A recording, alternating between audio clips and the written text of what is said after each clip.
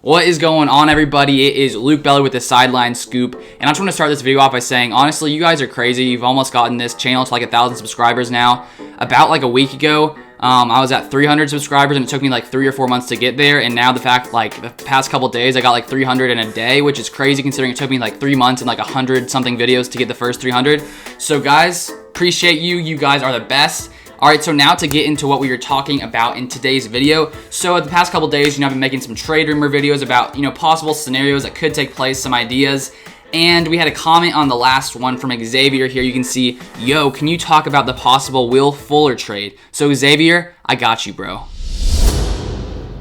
So it came out yesterday from a guy named Aaron Reese on Twitter. As you can see here, the Packers are among the teams to inquire about Texans' Will Fuller, according to a league source, but no deal imminent. Houston isn't interested in a fire sale, won't trade just to trade.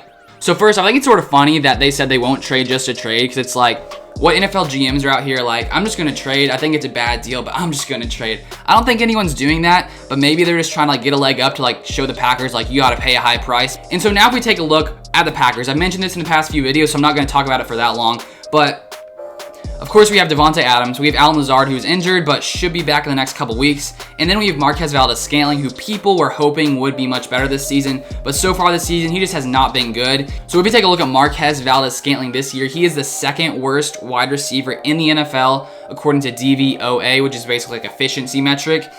And so looking at Will Fuller, in comparison to Marquez Valdes-Scantling, Will Fuller is the third best in DVOA. So obviously a major upgrade from Marquez Valdes-Scantling. Probably Will Fuller, maybe even better than Allen Lazard. Probably most people would say he is. I still love Allen Lazard, but nonetheless, Will Fuller is a very, very good player. He has 3 100-yard games this season and a touchdown in 5 straight games this season. Of course, Jaire Alexander held him to about not much on Sunday. Good job, Jaire, as always, but Will Fuller, still an amazing player. Another interesting stat to look at for Will Fuller is the fact that he ranks, according to PFF, 12th out of 81 in deep balls of 20-plus yards with 175, plus 55% completion percentage is 4th best rate in the NFL. So can you imagine Aaron Rodgers sitting back there in the pocket, Davante Adams on one side, Allen Lazard somewhere out there when he's healthy, and then Will Fuller? Can you imagine? I can't even imagine. I can't believe I can't even speak right now. But of course, as always, we have to talk about the financials because unfortunately,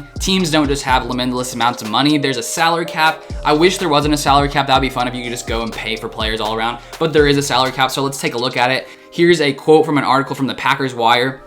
According to Ken Ingalls, who tracks the Packers cap, Fuller's cap hit this year would range between $5.9 million and $5.4 million, based on which week the Packers got him in the building and on the field. The Packers barely have enough cap space right now to make it work, and using that money on Fuller now means less to carry over this spring when the Packers need to re-sign a bunch of important free agents. So it seems like the Packers do have enough money to pay Will Fuller. It'll just be super tight. And I guess the good thing is we do have enough money, and so that is a good sign. And because Will Fuller is in his last year of his rookie deal, he technically would be a free agent after 2021. So I think the Packers could basically bring him on for 3 months and then like release him after the year if I have that right.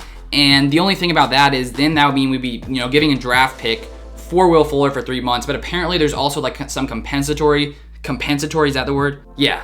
So apparently there's some compensatory picks that would come if we released him after. Look at this quote from this ESPN article because they obviously know a little bit more about these picks than I personally do, so let's take a look. So here's a quote from an article from Sarah Barshop. If he stays healthy and is signed by another team this offseason, Fuller could net the Texans a third-round compensatory draft pick in 2022. So it wouldn't make sense for the Texans to let him go for less than that. Would a contending team in need of a wide receiver offer more, such as a third-round pick and a fifth-round pick, or perhaps a second-round pick? A package like that could be enough to let Fuller go if the Texans don't see themselves re-signing him. So from that, I sort of gather that it seems like the Packers may have to pay probably more than a third-round pick. You'd expect it, considering Will Fuller, such a great wide receiver. So I think the moral of the story is, the Packers are talking with the Texans. Will it get a deal done? That's the question. Who knows if it'll end up working out? Who knows? We'll probably find out in the next few days. But that is all I'm breaking down for today's video. Thank you guys so much for watching, as always, and I will see you guys on the next video.